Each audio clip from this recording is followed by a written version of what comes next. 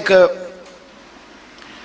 فلسفی کو پڑھ رہا تھا، یہ ہمارے جدید دور کے فلسفی بڑے عجیب باتیں کرتے ہیں۔ وہ کہتے ہیں جی ہوا ایسی چلتی ہے کہ انسان قبر میں ہوتا ہے تو ہڈیاں گل سڑ جاتی ہیں تو کوئی بھی نہیں بچتا، اور پھر آپ کہتے ہیں کہ کچھ کو عذاب ہوتا ہے کچھ کو ثواب ہوتا ہے، تو قبر کے اندر جب مردے چلے گئے تو آپ یہ بھی کہتے ہیں بعض لوگ کہ ایک قبر سے 70 اٹھیں گے تو ایک کو عذاب ہو رہا ہے ایک کو ثواب ہو رہا ہے، یہ کیا ماجرا ہے؟ ہمارے بزرگوں نے جواب دیا ہے، ہمارے بزرگوں نے یہ جواب دیا ہے کہ یہ ہوائیں یہ فضائیں یہ ساری اللہ کی قدرت ہے۔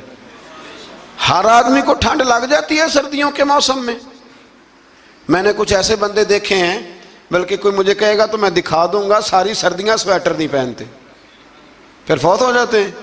اور کئیوں نے 6 پہنے ہوتے ہیں، پھر بھی دانت کے ساتھ دانت بج رہا ہوتا ہے، وہ کہتے ہیں توبہ توبہ بڑی ٹھنڈ ہے۔ یہ بھائی آب و ہوا ایک ہی ہے، لیکن وجود کے اثر قبول کرنے کے معاملات بھی اور ہی ہیں۔ یہی معاملہ قبر میں ہوگا۔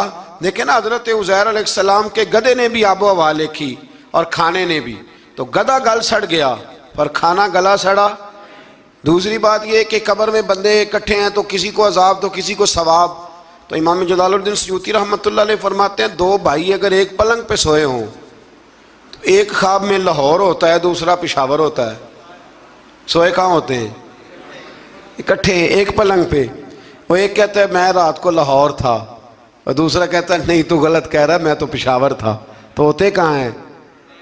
تو اگر ایک جگہ پہ آپ موجود ہیں اور اللہ تبارک و تعالیٰ نے آپ کو روحانی طور پر کہیں کا کہیں پہنچا دیا ہے، تو اسی طرح قبروں میں بھی اگر کسی کو عذاب ہوگا تو ہو ہی جائے گا، اللہ معاف کرے، اور اگر کسی پہ رحمت ہوگی تو وہ بھی انشاءاللہ ہو ہی جائے گی۔ تھوڑا سا آگے بڑھتے ہیں، پھر اللہ